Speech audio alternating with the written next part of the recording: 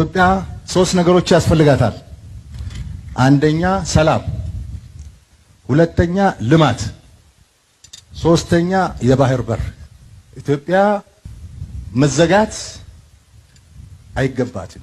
ህዝባችን አሁን 130 ሚሊዮን ነው። በሚቀጥሉት 25 ዓመታት 200 ሚሊዮን ይሆናል።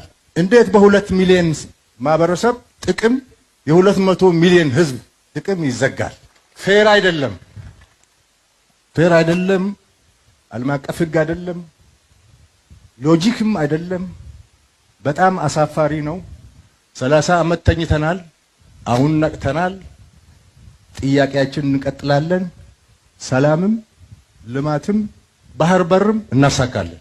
ባህር በር ላይ እንድንወጣ ያደረጉን ጠላቶች ለ60 ዓመት ለ70 ዓመት የሰሩ ጠላቶች አሁንም ስራቸውን ቀጥለዋል።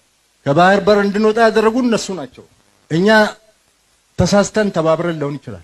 የኛ ልጆች ተሳስተው ትብብር አድርገው የባህር በር ጥቅም ያልገባቸው በወጣትነታችን ተቀስቅሰን አምነን እኩልነት መስሎን ትብብር አድርገን ሊሆን ይችላል። ዋነኛው የአጀንዳ ባለቤት ኢትዮጵያን የባህር በር የማሳጣት አጀንዳ ባለቤት ግን ታሪካዊ ጠላት ነው። አሁንም ቀጥሎበታል። መከላከያ ሰራዊታችን እናጠናክራለን፣ ልማታችን እናፋጥናለን፣ ባህር በር እናገኛለን።